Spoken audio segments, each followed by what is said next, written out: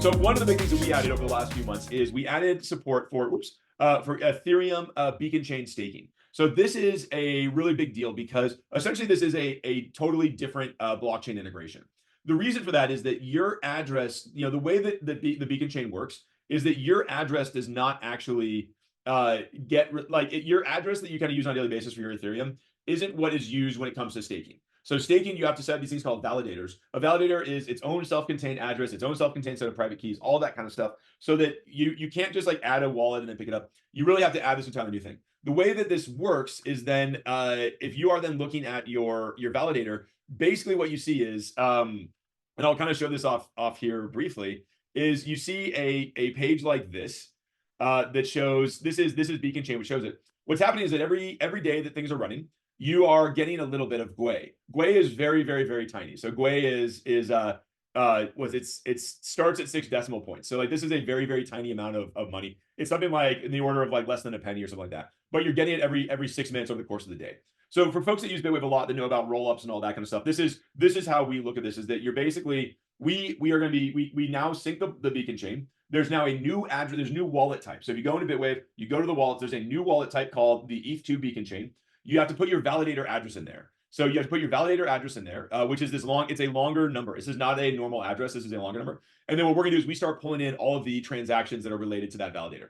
We also, we pull it in automatically with rolled up. So instead of showing you one per every whatever minute, we're going to look at this on either an hourly, a daily, weekly, or monthly basis, depending on what's material for your organization. So if you need help setting this up, just ping us. We're happy to walk you through it. By default, it's going to do hourly. So this is kind of the default. The default modality is you add a validator, and then we'll start picking up the hourly deposits into that validator. And then you can even combine these. If you wanted to on a daily basis, you could combine these and tick this off as 1 day's worth of activity, or you can do it hourly, whatever makes the most sense for you.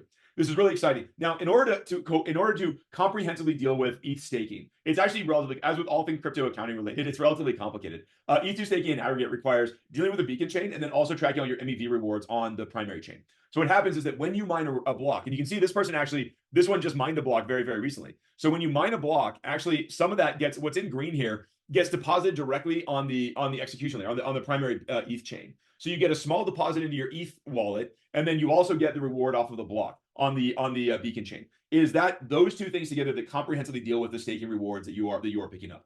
So in order to do that with Bitwave, you add the primary ETH wallet that you've attached for rewards, or that you've attached to your MEV. You add the Beacon Chain validator, and then that all together will pull together, and you'll also be able to see those transactions when you're moving data. So when you are withdrawing from the Beacon Chain onto the primary chain, you can see those withdrawal movements there.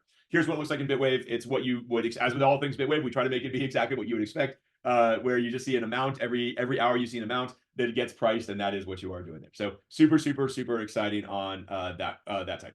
The other piece is we added a more robust support for Solana. So Solana has two different staking mining kind of rewards models. One is called inflation rewards, and one is their actual block rewards.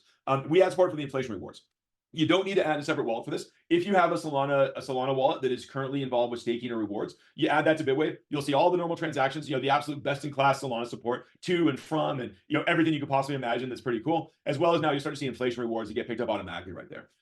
If you've been manually pulling this in up to this point, talk to us because we actually have models for how we can start syncing of certain data only at a certain point. So if you want to do a cutover from like manually importing inflation rewards or manually importing Beacon Chain data to now pulling it all in together, we have a lot of ways we can help you with that. Just reach out to your solutions person or on to support whatever you need to from that side. So super exciting stuff. The reason we're spending so much time on this is that ETH staking is just taking off. Like when I think about 2024, we are all super excited about this year. 2023 was a tough year for everybody around the board. It was companies going out of business and people pulling back off crypto. We think 24 is going to be a totally different feel altogether. It already has a different feel to it.